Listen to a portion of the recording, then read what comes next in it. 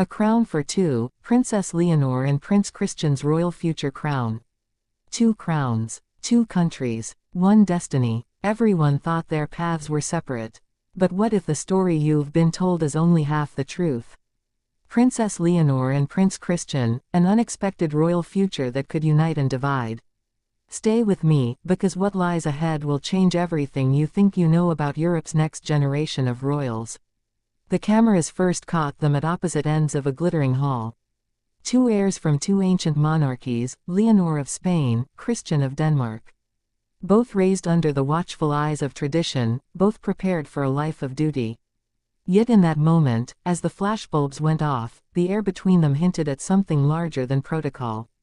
From the very first scene, this story pulls us in. A young princess who has quietly balanced studies abroad and ceremonial duties at home. A young prince who has grown up under Scandinavian openness but also the weight of centuries. Their lives seem parallel, yet different, until now. Why were they together? Why here, at this gathering? Was it merely coincidence, or a glimpse of a carefully woven plan between two monarchies? Each question opens another door. To understand the significance, we need to go back. Leonor, the heir to the Spanish throne, has spent years shaping an image of poised modernity.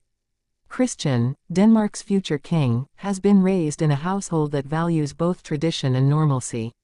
Both are symbols of renewal for their families, both subject to public fascination and private pressure. The event where their story intertwines began like any other diplomatic evening.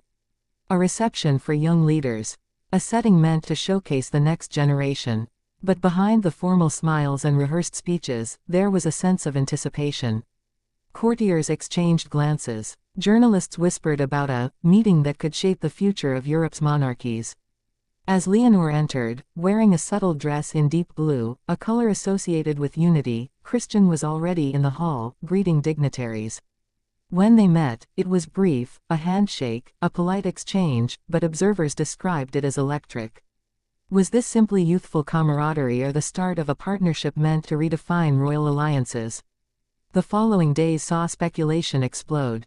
Social feeds filled with clips of their interaction, side-by-side photos, and questions. Could this be the beginning of something more than diplomacy? Each rumor fueled another, each article answered one question but raised two more. Behind the headlines, however, lies a deeper narrative. Both families know the challenges of maintaining relevance in the 21st century. Both understand the power of symbolism. A friendship, or more, between Leonor and Christian could signal a new era of cross-monarchy cooperation, a soft alliance of youth and modern values. But such a union also risks stirring controversy. Would traditionalists approve? How would national identities be preserved? As we explore these questions, we also glimpse the human side. Leonor's quiet conversations with her sister Sophia about the pressures of public life. Christian's candid remarks to friends about feeling watched since childhood. Two teenagers turned young adults, growing up in palaces but yearning for normalcy. This tension, between duty and desire, tradition and change, makes their story compelling.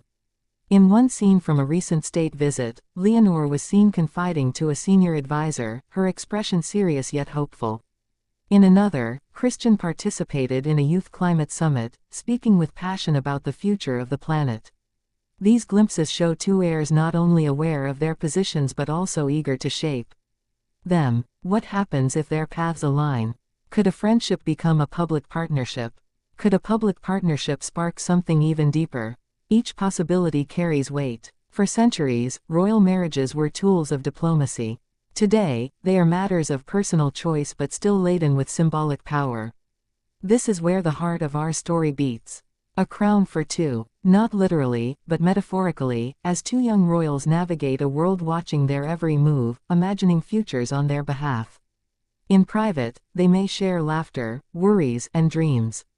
In public, every glance becomes a headline.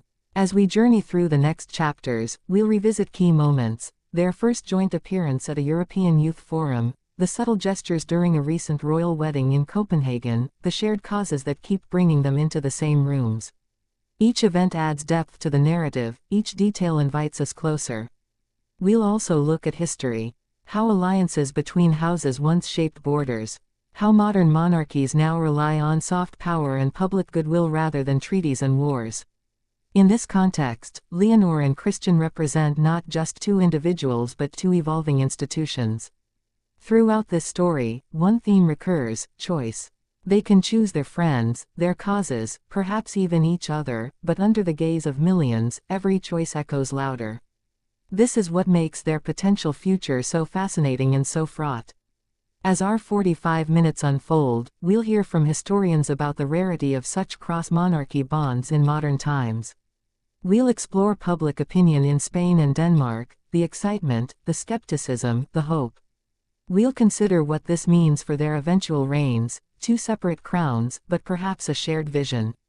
And as we peel back each layer, we'll remember that behind the titles are two young people. They laugh, they hesitate, they worry, they hope. Their story, whether it becomes one of partnership or simply parallel journeys, speaks to universal themes of growing up, finding one's path, and carrying the expectations of family and country. By the end, you'll have walked with them through glittering halls and private corridors. You'll have seen how a single handshake can ripple across continents. And you'll understand why the world is captivated by the idea of a crown for two, not because it is guaranteed, but because it embodies the possibility of a new chapter in royal history. Because in an age where tradition meets change, two young heirs stand at the crossroads. And whatever path they take, it will be theirs to shape, together or apart.